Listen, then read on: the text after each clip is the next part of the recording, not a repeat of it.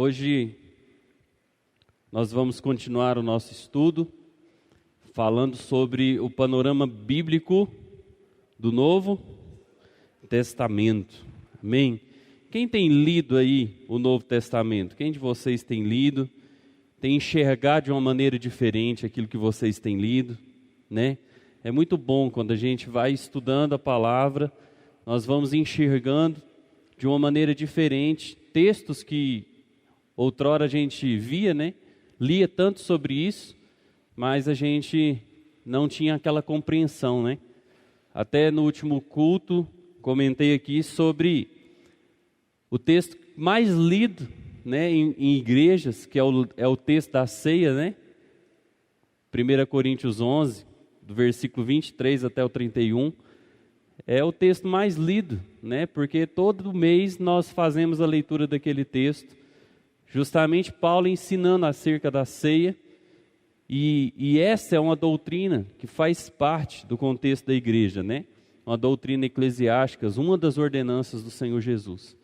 E ali nós aprendemos com o apóstolo Paulo a importância de cumprir. Mas às vezes a gente não para pensar em que contexto está inserido aquela mensagem.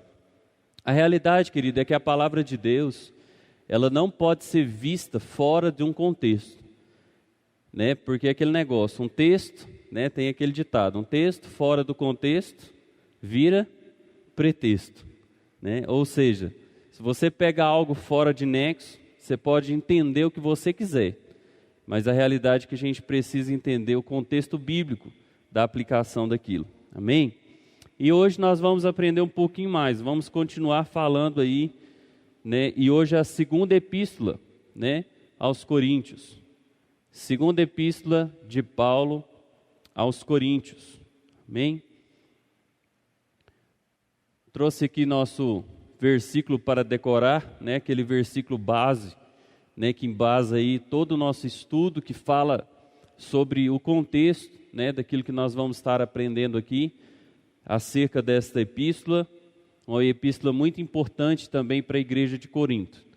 Então lá em 2 Coríntios, né, a segunda epístola de Paulo aos Coríntios, capítulo 3, versículos 5 e 6, o apóstolo Paulo vai dizer assim: não que para nós mesmos sejamos capazes de pensar alguma coisa como se partisse de nós. Pelo contrário, a nossa suficiência vem de Deus, o qual nos habilitou para sermos ministros de uma nova aliança, não da letra, mas do Espírito, porque a letra mata, mas o Espírito vivifica. Amém?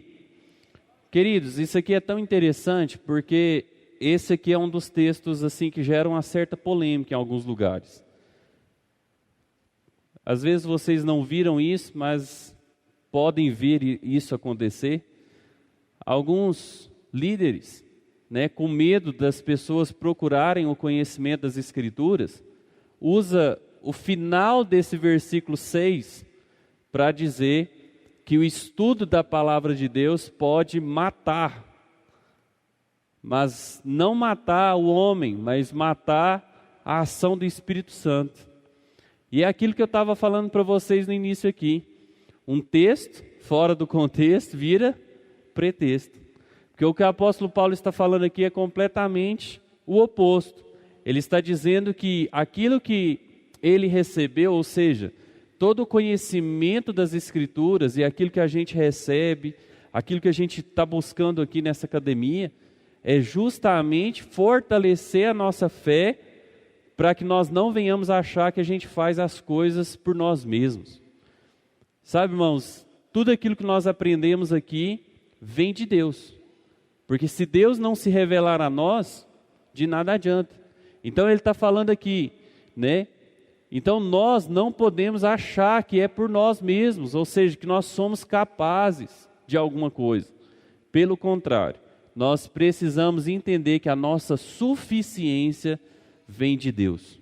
A nossa capacidade de conhecer as Escrituras, de estudar, de conhecer qualquer área da nossa vida, de se desenvolver, todo o nosso desenvolvimento, ele parte de Deus, e nós precisamos entender que nada vem de nós mesmos. Amém? Então isso é muito importante, tá bom? Vamos continuar aí. Então vamos lá. A segunda epístola de Paulo aos Coríntios. Como a gente viu aqui na nossa última aula, semana passada nós não pudemos ter aula, né? Já 2 semanas que a gente não conseguiu estar juntos aqui, mas essa semana, né, Deus preparou esse momento para nós. Mas na aula anterior, que nós aprendemos sobre a epístola de Paulo, a primeira epístola aos Coríntios, nós aprendemos algumas coisas. Quem lembra aqui? Né, quem pode me citar o que aprendeu na aula da primeira epístola? O que nós aprendemos aqui? Aprendemos que ela é a primeira epístola, sim ou não? Não. Ela possivelmente seja a segunda, né?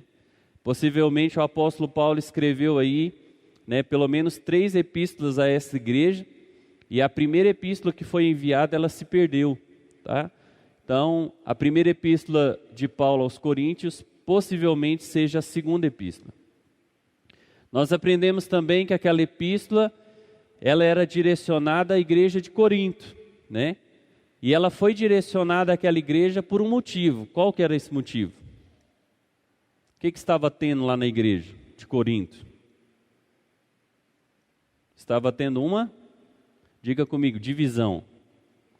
Divisão. Estava tendo 2 visões, estava tendo partidarismo, estava tendo toda sorte de situações, né, que acontecem, né, debaixo, né, de uma falta de orientação. Então o apóstolo Paulo envia aquela epístola, e eu diria que a epístola de Paulo aos Coríntios, como muitos estudiosos dizem, é a epístola que resolveu problemas. É uma epístola que foi ali para tratar problemas, né? Mas a gente precisa entender que nem todo problema não tem solução. A epístola, ela não foi levada para causar uma contenda. Ela foi levada para trazer exortação. E a gente precisa saber diferenciar isso. Exortação do que aquilo que vem como lenha, né? Aquilo que vem parecendo que veio como gasolina. O apóstolo Paulo estava exatamente ensinando aquilo que precisava acabar. Amém? E ali o apóstolo Paulo tratou sobre diversos assuntos, né? Sobre situações morais, sobre situações, né, de cunho espiritual, falando dos dons espirituais. Ele tratou sobre tudo, né, que estava acontecendo naquela igreja e que estava fora daquilo que o Senhor esperava para eles. Já essa epístola aqui, ela foi escrita muito próxima dessa primeira epístola. Nós vamos ver aqui, agora eu vou colocar o esboço aqui para a gente olhar as informações iniciais, e você vai ver que ela foi escrita praticamente no mesmo ano. Mas por que isso aconteceu? Porque a primeira epístola, como eu disse, foi aquela epístola, né, da chibata. Aquela epístola para ensinar. Aí o apóstolo Paulo enviou para lá Tito, né, um dos seus discípulos. Tito foi lá para ver como que aquela igreja tinha recebido essa informação. E então, né, ele traz a resposta até Paulo, dizendo, olha, a maioria da igreja recebeu de bom grado, recebeu de bom espírito aquilo que você mandou, mas existem algumas pessoas, alguns falsos apóstolos, que estão se levantando contra você. Então ele trouxe aquela informação para saber como aquela igreja tinha recebido. Então, a maioria da igreja recebeu bem. Não, nós estamos errados, a gente precisa se arrepender, precisamos mudar de vida. Mas tinha aqueles, né, que se rebelaram contra Paulo, a ponto de dizer que Paulo nem apóstolo era. E nós vamos aprender isso. E foi isso que motivou Paulo a escrever uma segunda epístola, para sanar também essa situação. E você vai ver tanto que essa epístola é interessante. Amém? Então vamos lá. Então está aqui a visão panorâmica, né, as informações básicas, né, está aí. ela faz parte lá do grupo das epístolas de Paulo, né? Epístolas paulinas eclesiásticas, ou seja, direcionada à igreja de Corinto. O autor foi o próprio apóstolo Paulo, né? A data, não sei se você se lembra, mas na última aula, onde nós aprendemos sobre 1 Coríntios, 1 Coríntios também estava datado entre 56 e 57 depois de Cristo, né? Quem lembra aqui? Então, os estudiosos dizem o seguinte, que 1 Coríntios foi escrito, tá, em 56 depois de Cristo, e alguns afirmam que a segunda epístola foi escrita no outono, ou seja, do mesmo ano. Mas tem aqueles que dizem que ela foi escrita em 57 depois de Cristo. Pastor, dá para ter uma precisão disso? Querido, é muito difícil. Então, uma precisão entre 2 anos já é uma precisão muito grande quando nós estamos tratando de história, tá? Porque aquilo que aconteceu há muito tempo atrás, né, a gente vê que isso aqui já é uma precisão muito boa. A precisão é baseada no quê? Tem gente que pensa assim, nossa, então é só na Bíblia. Não, amados. É baseado também no contexto histórico. Existem livros, existem registros daquele tempo. Existem os pais da igreja, aqueles que foram ali discípulos dos apóstolos, homens que andaram com os apóstolos, que ouviram, tá, acerca de tudo isso. Então, com certeza, eles trouxeram e colaboraram, né, para que nós chegássemos a essas datas tão aproximadas. Local que essa epístola foi escrita, né, na Macedônia. E depois eu vou mostrar para vocês ali. Por quê? Porque é importante você saber isso aqui. A Macedônia era uma região. Amém? Como o estado de Goiás tem várias cidades, você vai ver ali no mapa, daqui a pouco eu vou colocar o mapa aqui, e você vai ver lá o mapa e a região da Macedônia. Então, quando nós falamos que o local onde essa epístola foi escrita foi na Macedônia, é porque foi naquela região. E aí existem estudos que apontam que possivelmente essa epístola foi escrita em Filipos, tá? Mas a realidade e o que chega mais próximo realmente que foi escrito na região da Macedônia. O alvo, enquanto 1 Coríntios, né, era os cristãos de Corinto, a segunda é onde? Os cristãos de Corinto. Então permanece o mesmo alvo, permanece falando com as mesmas pessoas, permanece ensinando esta igreja, amém? E o que muda é a expressão-chave, ou seja, aquilo que Paulo vem tratar. Qual o assunto assim que faz parte mesmo do contexto? Na primeira epístola, como eu disse para os irmãos e perguntei para vocês aqui, tratava sobre o assunto da divisão da igreja, né? Aqui vai falar sobre uma defesa do apóstolo Paulo, tá? Então, quando a gente olha para essa epístola aqui, a gente vai ver uma das epístolas onde o apóstolo Paulo mais vai falar de si mesmo. Alguns estudiosos vão dizer que não existe nenhuma outra epístola do apóstolo Paulo que trata tanto sobre a sua biografia, né? E biografia é o quê? É a história da pessoa. Se eu estivesse falando da minha biografia aqui, eu estaria falando da minha história. Nasci em tal tempo, lá na cidade fulana de tal, assim, assim, assim, não é? Então ele contaria a biografia dele. E aqui o apóstolo Paulo vai defender sua biografia, tá? Então nós vamos ver isso ao longo do nosso estudo de hoje.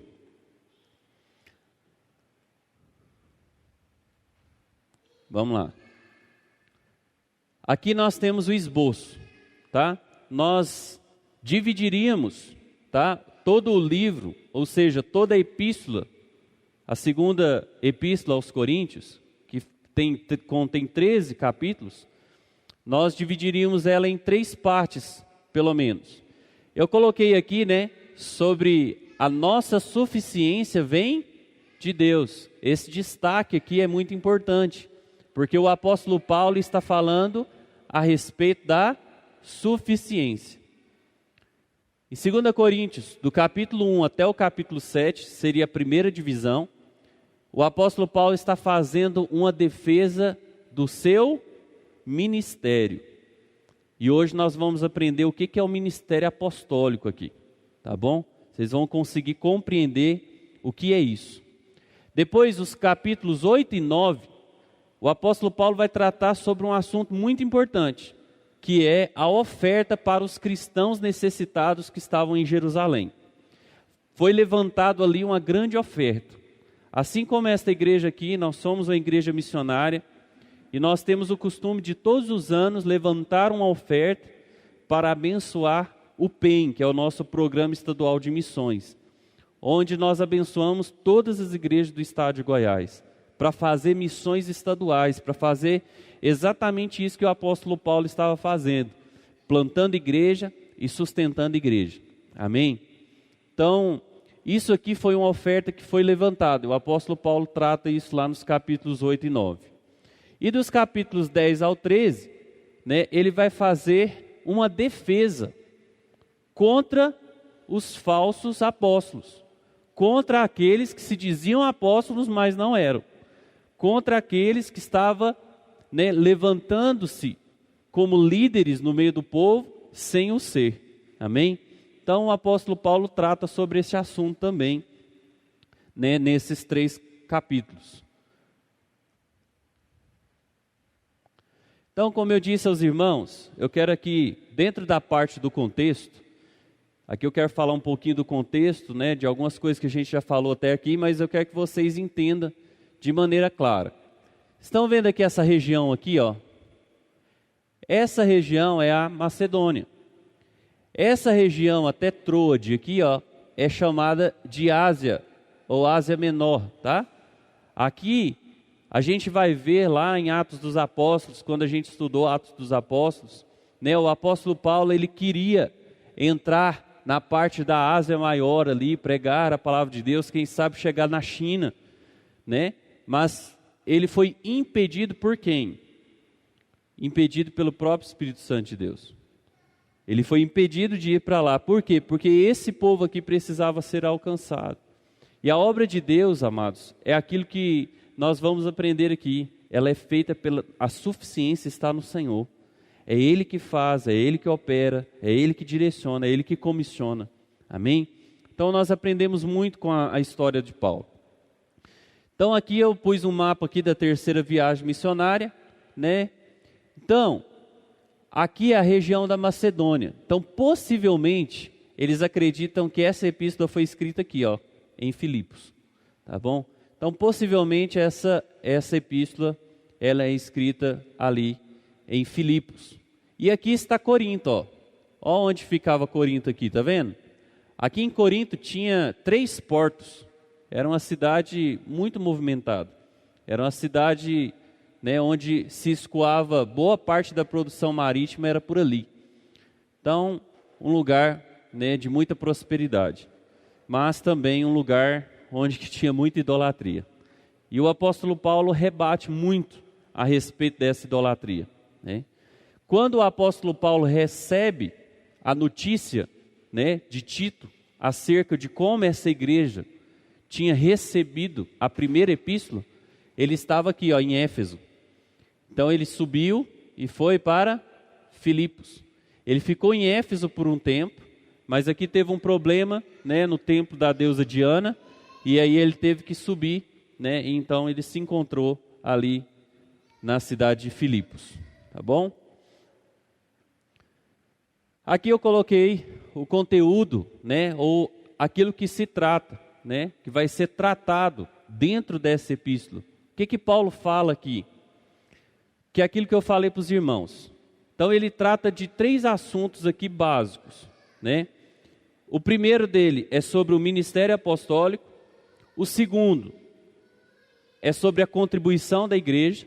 E o terceiro é sobre a defesa, tá, apostólica. Ou seja, ele vai trazer uma defesa acerca do que é ser um apóstolo. Então, o primeiro conteúdo dessa epístola trata sobre esse assunto do ministério apostólico. Por que é importante falar sobre isso daqui? Porque nós precisamos entender, amados, que existe uma diferença, tá? Entre a pessoa dizer que é um apóstolo e dizer que faz ou cumpre o ministério apostólico. Porque o apóstolo, se a gente for ver, por que esses líderes religiosos diziam que o apóstolo Paulo não era apóstolo? Alguém sabe me dizer? Por que eles vinham, né, contrário à ideia do apóstolo Paulo, dizendo, você não é um apóstolo? Vocês sabem, tem noção de por que eles falavam isso? Oi?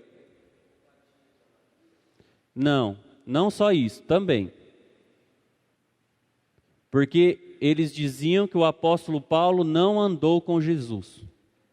Então, para eles, ser apóstolo tinha que andar com Jesus. Para eles, o colégio apostólico era os 12, tá bom? Aqueles que caminharam com Jesus. Mas à medida que o que eles não compreendiam é que quando o apóstolo Paulo se converteu a caminho de Damasco, lembra? Lá no capítulo 9 do livro de Atos, quando o apóstolo Paulo está em perseguição contra a igreja do Senhor, e ele tem um encontro com quem? Com Jesus. E lá vai dizer que o apóstolo Paulo depois ficou 3 anos recluso em uma ilha, sendo ministrado pelo próprio Cristo. Ou seja, o tempo ministerial de Jesus aqui na terra, que ele passou com os 12, ele passou também com o apóstolo Paulo. Então o apóstolo Paulo, ele era sim apóstolo. Mas aqui ele vai tratar sobre a situação do ministério. E aí é onde nós precisamos entender. Então, ser apóstolo não é uma situação de só ter andado com Jesus, é de ter estado com Ele. Então, nós acreditamos, eu acredito, que o colégio apostólico fechou em Paulo. Então, depois do apóstolo Paulo, não existe mais nenhum apóstolo sobre a terra. Pastor, mas essas igrejas onde que tem lá o líder que se diz apóstolo? Aí é onde a gente tem que saber ponderar. Irmãos, acontece muita desinformação. A pessoa pega um cargo porque ele não quer, não existe uma suficiência mais no cargo de pastor. O cargo, quando nós falamos sobre cargo, quando nós falamos sobre chamado ministerial, o cargo mais alto dentro da igreja de Cristo é o pastor. Então, ser um apóstolo não é ser mais do que um pastor. E é isso que a gente precisa entender. Então, os apóstolos eram pastores. Mas o ministério apostólico era mostrar que você era pastor de pastores. Então, se a gente fala que alguma igreja aí que é apostólica, né? A gente fala isso das igrejas apostólicas, que tem esse título, é certo ele dizer que ele é um apóstolo? Depende. Se ele fala que ele é apóstolo porque ele é um plantador de igrejas e ele é pastor de pastores e ele desenvolve o ministério apostólico, é uma coisa. Agora, se ele fala que ele é apóstolo porque ele acha que ele é apóstolo e porque o cargo dele tem que ser maior, né? E aí a gente vai vendo eles criando várias nomenclaturas, né? E aí vai chegar o tempo que daqui uns dias vão criar um semideus, né? Quase Jesus. Então a gente tem que tomar cuidado com isso. Tem muita coisa. Ah, mas então eu vou repreender a igreja que está usando o título apostólico. Irmão, deixa ele Deus, né? O que vocês precisam entender é isso aí. Qual é a diferença? O que é o ministério apostólico? Então o apóstolo Paulo trata nessa epístola. Olha lá, no capítulo 2, versículo 17, Paulo vai dizer que ele não mercadejava a palavra, mas falava na presença de Deus por meio de Cristo. Hoje em dia a gente vê, principalmente nessas igrejas que usam tanto essa nomenclatura, né, esse mercado da fé. Compra isso, meu irmão, leva isso, a vassoura de R$1.000. Sim ou não? Então a gente tem que tomar cuidado com isso. Segundo, a suficiência de Paulo vinha de quem? De Deus. A nossa suficiência precisa vir de Cristo. Terceiro, o ministério de Paulo era segundo a misericórdia de Deus. Entenda algo, querido. Todo pastor, ele não é chamado por si. Não existe isso. É a misericórdia de Deus que alcança. Tem gente que não dá valor nos pastores. Pensa, não, outro dia esse cara aí era um Zé Ninguém aí, agora é pastor. Mas é chamado, é vocação. E quem chama é o Senhor, pela misericórdia dele, é pela graça dele. Outra hora o cara era um bebum aí na rua, hoje o cara é um pastor, para a glória de Deus. Então é pela misericórdia de Deus. Paulo era matador de crente, irmão. E foi a misericórdia de Deus que alcançou a vida dele. Paulo pregava Jesus Cristo como Senhor, ele não pregava ele como Senhor, não. Ele não pregava que ele era o cara. Até porque uma das coisas que ele refuta na primeira epístola é exatamente isso. O povo estava lá dizendo, não, eu sou de Paulo, o outro, eu sou de Apolo, não, eu sou de Pedro. E o outro que era mais espiritual, eu sou de Jesus. Né? E aí aquele negócio, irmãos. Em vez desse que falava que era de Jesus, dizer, irmãos, nós todos somos de Jesus. Não, ele estava lá dizendo, eu sou espiritual, né? Então Paulo, ele sofria por Jesus para viver a vida de Jesus. E isso é o que nós precisamos entender, amados. A nossa vida, se nós quisermos salvar a nossa vida, nós vamos perder ela. Mas se nós perdemos a nossa vida por amor a Cristo, nós vamos salvar. Está vendo que no reino de Deus as coisas funcionam diferente desse mundo. Enquanto nesse mundo você tem que se matar para você conseguir as coisas deste mundo, o Senhor, Ele deseja que você perca as coisas deste mundo para que você tenha uma vida eterna. Então o Senhor, Ele trabalha não no contexto natural, mas trabalha no contexto espiritual.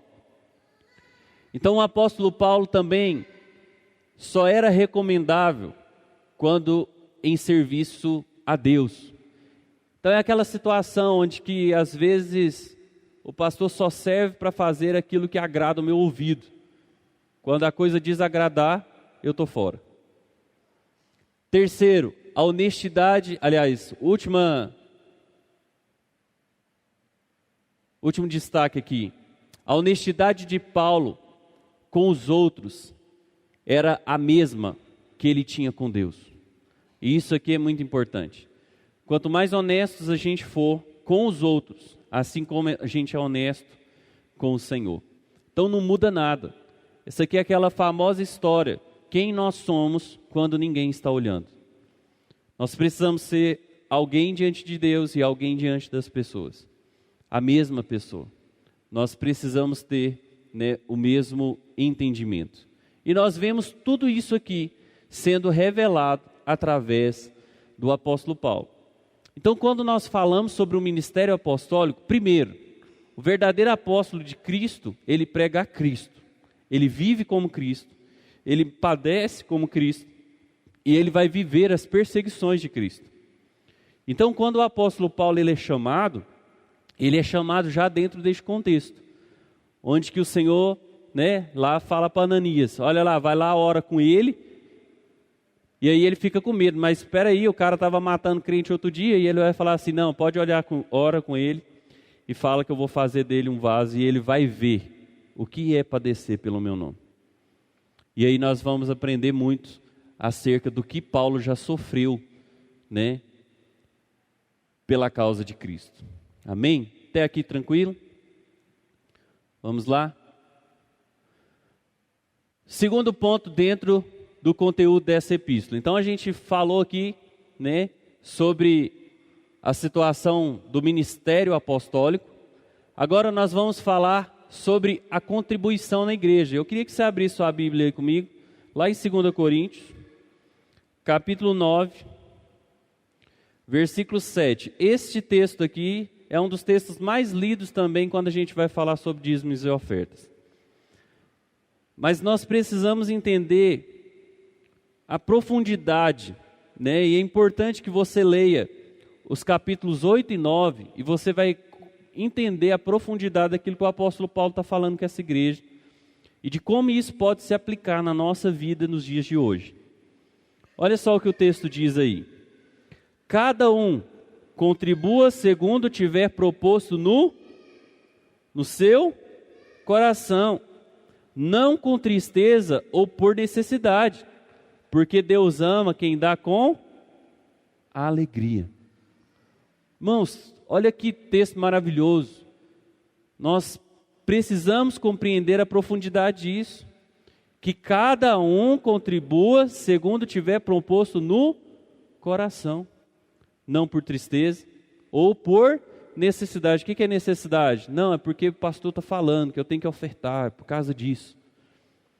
E o apóstolo Paulo está tratando sobre um assunto muito importante, porque na primeira epístola, lá no capítulo 16, o apóstolo Paulo já vai falar para a igreja de Corinto: olha, nós precisamos levantar uma oferta para enviar para Jerusalém, para enviar para os necessitados em Jerusalém. E aquilo que havia chegado para o apóstolo Paulo é que essa igreja tinha recebido isso, estava fazendo alguma coisa, mas havia oposição. Por que havia oposição? Quem aqui já ouviu alguém dizer assim, você que é dizimista e ofertante, já viu alguém, às vezes a pessoa chega para você e fala assim: você dizima lá na sua igreja? Aí você fala para ele: não, sou dizimista, cara, sou dizimista fiel. Fala: rapaz, larga de ser bobo, você vai dar dinheiro para pastor? Você vai dar dinheiro para a igreja? E eles gostam de falar isso muito em dízimo. Agora, quando se fala em oferta, irmão, aí que o negócio pega mesmo. Que ele fala: rapaz, além do dízimo, você tem que dar oferta. Seu pastor está lá, ó. Irmão, você acha que eu já não ouvi isso aqui? Já chegou até mim gente falando assim: nossa, pastor troca de carro. Pastor trocou de carro, está trocando de carro com o seu dinheiro. Aí as pessoas às vezes não param para pensar que a gente tem trabalho. Querido, entenda algo: a obra de Deus é uma obra próspera. E se alguém estiver mexendo naquilo que é de Deus, coitado dessa pessoa. Porque aquilo que é de Deus é de Deus. E é isso que Paulo está falando aqui. Então ele trata sobre esses temas aqui que é muito importante. Irmãos, todo crente devia saber isso aqui. E se quando a gente começar a olhar para oferta, e eu vou falar de oferta, vou falar nem de dízimo, porque dízimo não tem o que se falar, a palavra dízimo é 10%, é 10% daquilo que você recebe. E lá eles começaram a falar: olha, Paulo está levantando uma oferta aí, mas ele está levantando uma oferta para os bolsos dele. Isso começou a gerar esse burburilho na igreja de Corinto, querido. Falou: olha, o apóstolo Paulo está levantando uma oferta aí, mas nem sei se essa oferta vai chegar em Jerusalém. Porque diferente de nós hoje, inventaram o abençoado Pix, né? Rapaz, aquilo é benção, hein? Você não paga nem taxa mais para transferir dinheiro. Bom, é na hora, cai na conta. Mas naquele tempo não tinha o Pix, não. Naquele tempo tinha o pé. E o apóstolo Paulo então recolhia as ofertas e levava até Jerusalém. Olha para você ver. Irmãos, estava aqui agora, o Espírito Santo vai revelando, vai mostrando, né? Quantas pessoas às vezes lá falavam disso: ah, o apóstolo Paulo está levantando uma oferta e vai para o bolso dele. Mas eles não pensavam que o apóstolo Paulo estava levantando uma oferta para levar para a gente necessitado mesmo. E outro, eles não paravam para pensar que o apóstolo Paulo estava fazendo isso, quem sabe de pé ou a cavalo, a gente não sabe como era a locomoção dele. Você já pensou nos perigos que o apóstolo Paulo passava carregando um tanto de dinheiro, irmão? Ele passava muitos perigos, mas para ele não interessa. Querido, eu sinceramente não interessa aquilo que as pessoas falam de mim. E o que eu tenho é convicção daquilo que Deus me chamou para fazer. E nós todos temos que ter essa mesma visão. Não interessa para onde está indo meu dinheiro, o que interessa é que a obra de Deus precisa crescer, vidas precisam ser alcançadas e salvas. Amém? E aí o apóstolo Paulo fala sobre isso aqui. Ele fala: olha, precisa ter generosidade. Ele está tratando isso com essa igreja, por quê? Porque essa igreja estava começando a deixar de ser generosa. O que é ser generoso? Você dá na mesma proporção que recebe. O que muitas pessoas ainda não entendeu e que muitas pessoas ainda não faz é dar na mesma proporção que você recebe. E o apóstolo Paulo trata muito sobre isso aqui. Porque se você for olhar, dízimo é 10%, sim ou não? Sim. Então o dízimo é 10%. E eu acho algo interessante, eu já disse isso aqui outra vez. Irmão, sabe o que me chama a atenção em Jesus? É que Jesus era um camarada que ele chegava na sinagoga e ele sentava de frente ao gasofilaço. Se fosse aqui na igreja, ele ia ficar num desses dois bancos ali, ó. Ele sentava de frente ao gasofilaço e ficava observando aqueles que vinham ofertar. E às vezes você pode dizer, nossa, mas Jesus ficava ali, né, querendo saber quanto que as pessoas estão ofertando. Não, irmão. Jesus estava ensinando que Deus se importa com aquilo que a gente leva até Ele, aquilo que a gente apresenta até Ele. Porque vamos supor que nós estivéssemos aqui num culto lotado. E com certeza o Senhor tem abençoado muitas pessoas aqui. Já pensou um irmão que chega aqui na frente, trazendo seu dízimo, deposita um gasofilaço, e aí dentro do envelope tem R$100, ou R$104,50, né? Dízimo de 1.045. Mas chega um outro irmão e vem cá e deposita um envelope com R$1.000. Quem que é o melhor ofertante? Quem que é o melhor dizimista? Depende. Não é verdade? Porque se o que veio aqui e depositou R$1.000, a pergunta é, R$1.000 é o dízimo dele mesmo? Porque quem sabe esse irmão ganha 30 mil por mês. Então o dízimo não seria 1.000, mas 3 mil. Sabe o que eu aprendi, irmãos, ao longo da minha caminhada? É muito fácil dizimar em cima de um salário. Às vezes os irmãos brincam comigo e falam assim, oi pastor, 60 milhões na Mega Sena, eu acho que eu vou dar uma jogadinha. Fala, irmão, mas não erra 2 vezes não, quando você ganhar, você devolve o dízimo na igreja. Eu brinco assim, irmão, mas eu queria ver um crente que ganhasse na Mega Sena 60 milhões, chegar na igreja com 6 milhões e fazer o depósito. Por quê, irmão? Porque é muito fácil a gente dar do pouco. Mas às vezes quando Deus vai prosperando a nossa vida, a gente começa, né, a mirrar isso. Então tem que ter generosidade. Segundo, tem que ter amor.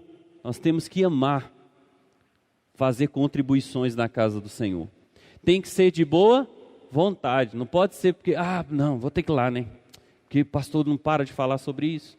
Os irmãos vêm fazer aqui a liturgia, fala dízimo todo do culto. Você acha que eu já não recebi esse tipo de pergunta? Pastor, por que todo culto fala sobre dízimo e oferta? Não, porque todo culto tem visitante na igreja. Os crentes estão cansados de saber disso. Mas e quantos que não faz? É difícil, querido. Mas é uma realidade. E se fosse só nós, mas em todos os lugares acontece isso. Quarto, temos que fazer isso com voluntariedade, ou seja, voluntariamente. O que é voluntariamente? É porque eu tomo essa decisão, eu quero me entregar, eu quero entregar o melhor. O exemplo da viúva pobre é o exemplo de voluntariedade.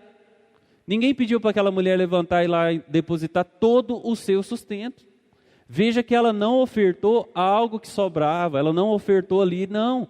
Ela depositou ali as 2 pequenas moedas, mas que representava todo o seu sustento. A Bíblia não fala que dia do mês era, irmão. Mas você já parou para pensar?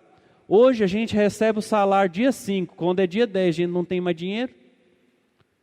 Imagina, aquela mulher ter pegado ali as suas 2 moedas que ela tinha para passar o mês no dia 5, e lá no gasofilaço.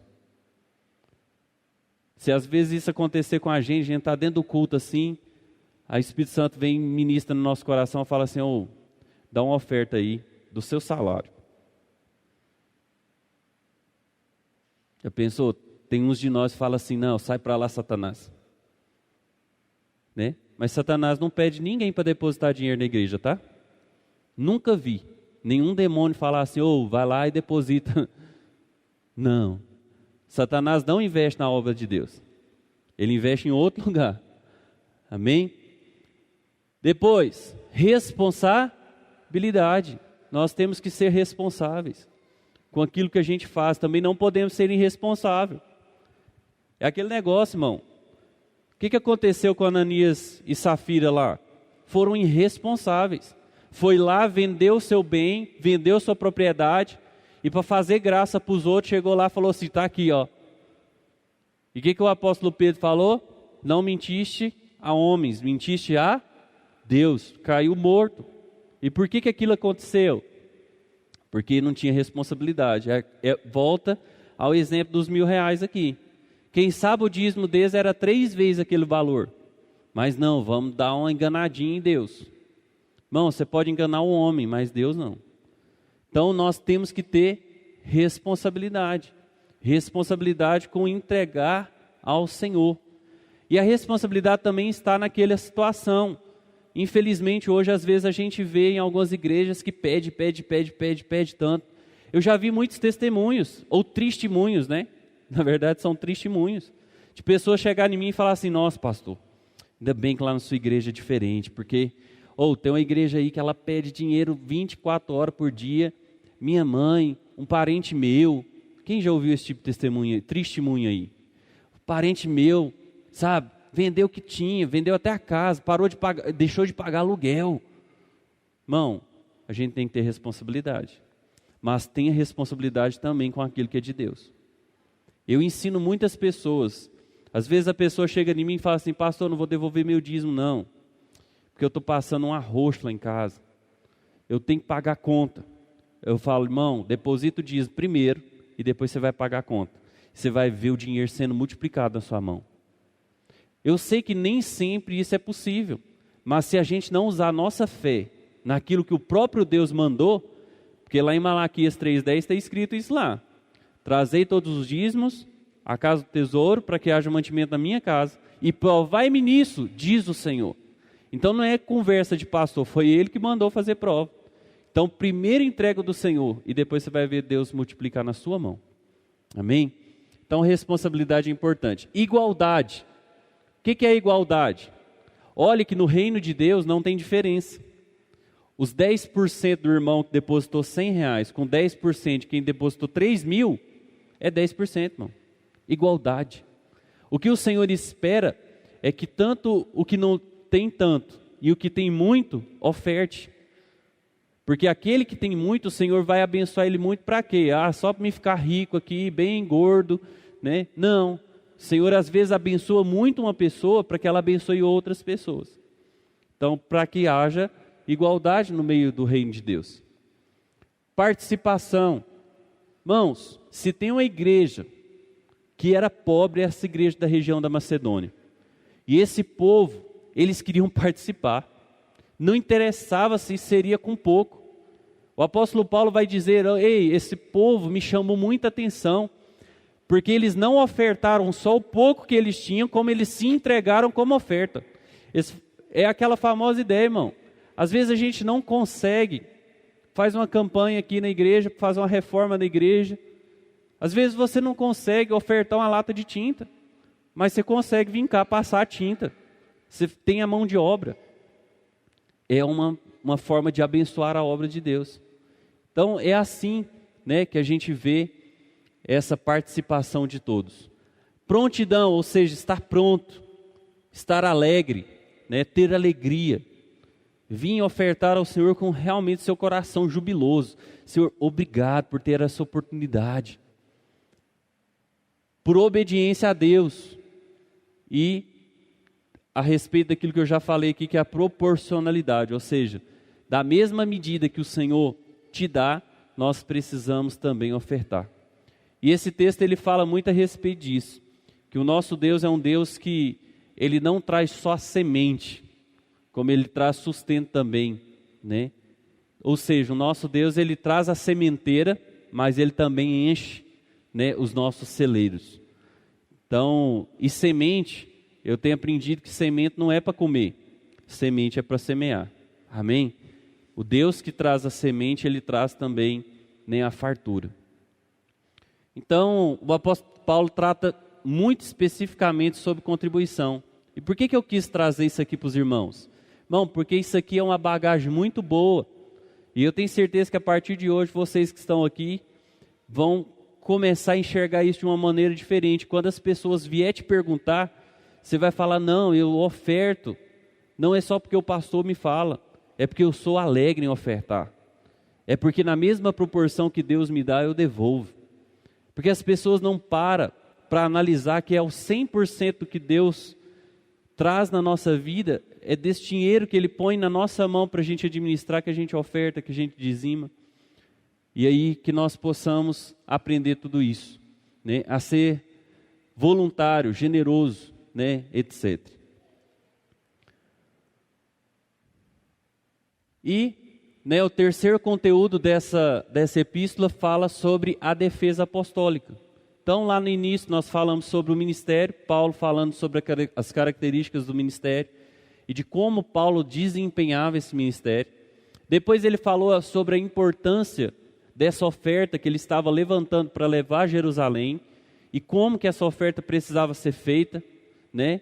E tirando todas as dúvidas, porque essa oferta não ia para o bolso dele, ia alcançar vidas em Jerusalém.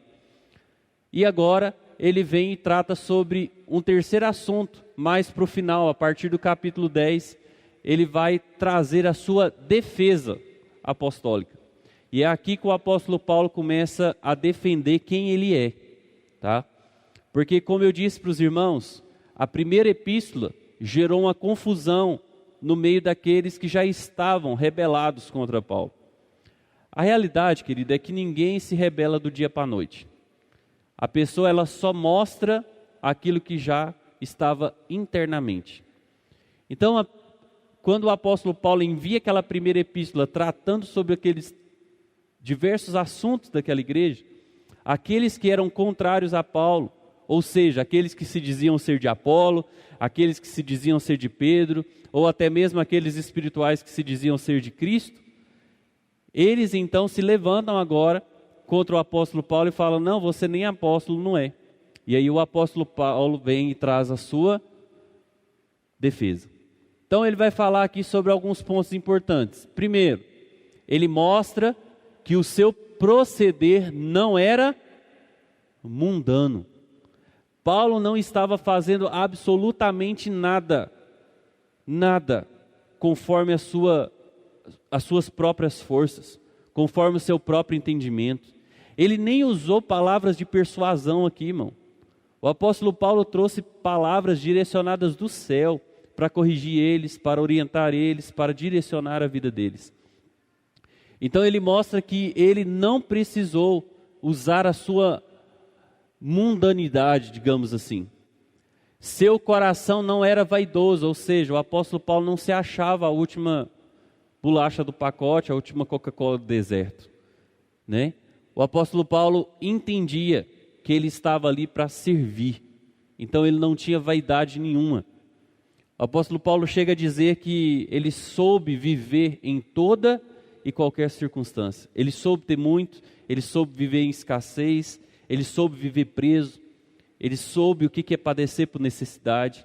Então o apóstolo Paulo, né, mostra isso nitidamente ao longo da sua vida. Seu coração era vocacionado. E isso aqui é algo muito importante, irmãos. As pessoas precisam entender a sua vocação. E isso é algo que eu quero passar para os irmãos. Queria te fazer essa pergunta e quero que você leve ela para a sua casa. Que você pense durante toda essa semana. Que você ore. Sinceramente, que você ore com todo o seu coração. Perguntando para o Senhor, qual é a minha vocação? Se você ainda não tem definido. Porque às vezes você já tem bem definido o que é a sua vocação. Mas eu quero te dar o caminho das pedras. Algo que eu tenho aprendido nos últimos dias. E que deixou ainda mais claro para que eu fui chamado. Deixou ainda mais claro que eu fui chamado para fazer o que eu faço. Vocação é diferente de profissão. Profissão você escolhe. Profissão você vai lá e faz uma faculdade. Vocação é aquilo que você pagaria para fazer. Isso abriu minha mente, irmão, de um tanto essa frase. Vocação é aquilo que, se precisar, você até paga para fazer. Profissão é diferente. Profissão você recebe para fazer. Agora, quando você é vocacionado para fazer alguma coisa, você paga para fazer. Você já viu aquelas pessoas que ela tem uma vocação para cuidar de outras, que ela deixa de ter para si para dar para o outro? Um dia eu ouvi um testemunho de um missionário que a irmã Adriana acompanhava no tempo que ela estava nos Estados Unidos, e eles mandavam ajuda para esse missionário aqui no Brasil, no Nordeste brasileiro. Eles mandavam ajuda de custo para esse missionário, e esse missionário tinha uma igrejinha lá no interior, lá no norte. E esse missionário, irmãos, às vezes deixava de comer para dar para a igreja. E às vezes você pode me perguntar, pastor, o que faz um pastor fazer isso? Vocação. Ele tinha absoluta certeza do que ele foi chamado. Esse é o tipo de coisa, irmão, que mostra que essa pessoa foi vocacionada para isso. Agora, quando você vê uma pessoa que ele só quer, às vezes fez da fé uma profissão. E infelizmente, o que às vezes a gente vê em alguns lugares, é esse profissionalismo gospel. É aquele negócio que se não me der cachê eu não vou. Se não me der tanto de oferta eu não vou. Então a gente tem que tomar muito cuidado com isso.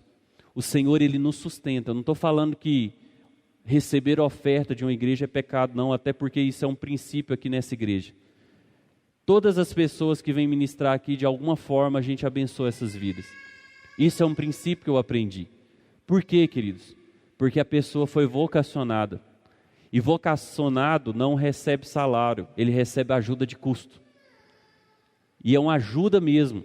Porque na verdade, se a pessoa fosse receber por tudo aquilo que ele presta de serviço à comunidade, às vezes aquilo que recebe é tão pouco.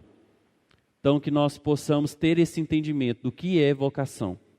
E o apóstolo Paulo traz isso aqui na sua defesa.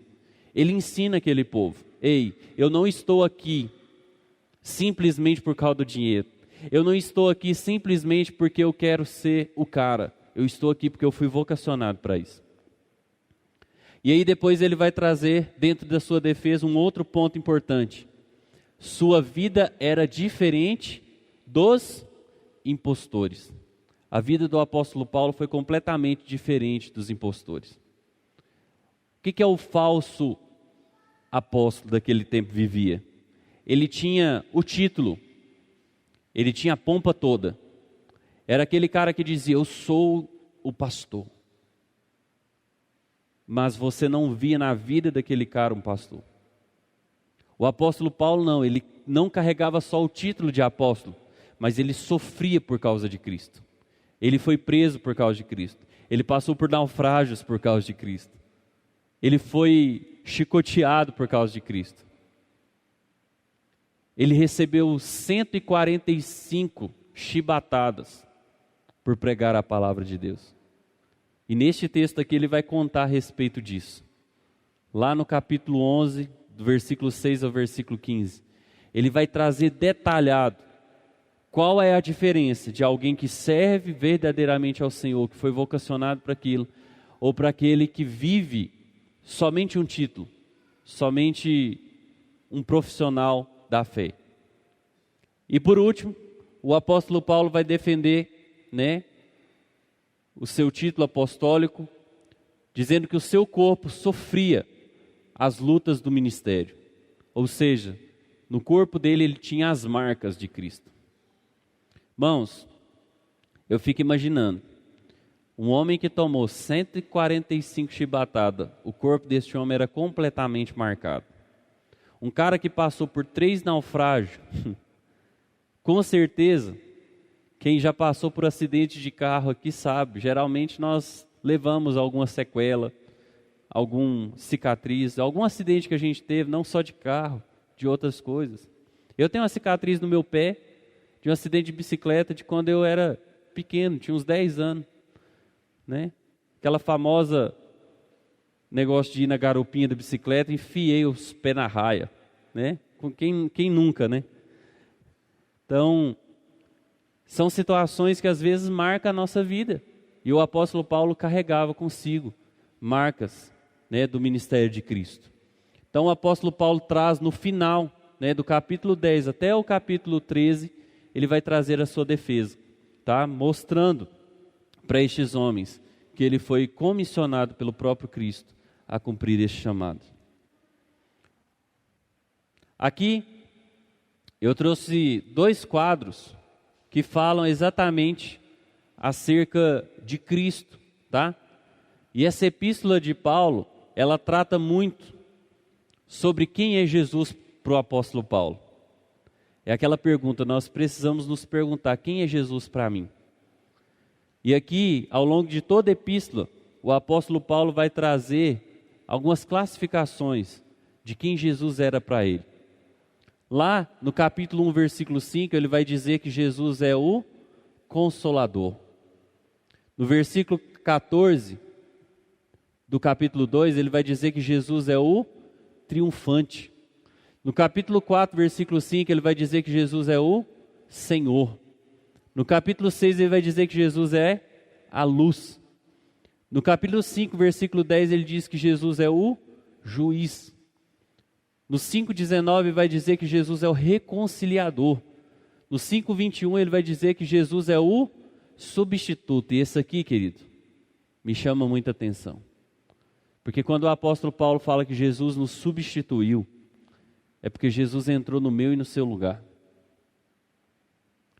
Eu comecei a imaginar, sabe, aqueles filmes que a gente vê das cadeiras elétricas, né? Países que têm execução por pena de morte. Você já imaginou? Um daqueles sentenciados à morte está ali na fila, indo para a cadeira elétrica. Quando ele chega lá, Jesus está sentado no lugar dele. É isso que Jesus fez na cruz. A cruz era para nós, mas o Senhor nos substituiu. Depois no capítulo 9, versículo 21, ele vai dizer, Jesus é o doador de dons. Ou seja, Jesus é que traz os dons a cada um de nós. No capítulo 10, versículo 7, ele vai dizer que Jesus é o nosso dono. Então Jesus é o nosso dono.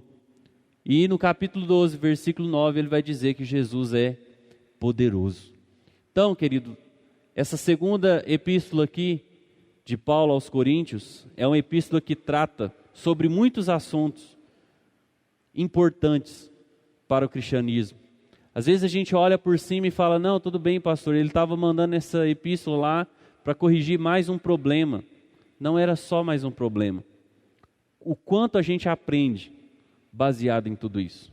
Então nós podemos aprender muito com aquilo que o apóstolo Paulo trouxe aqui para nós de conhecimento. Amém?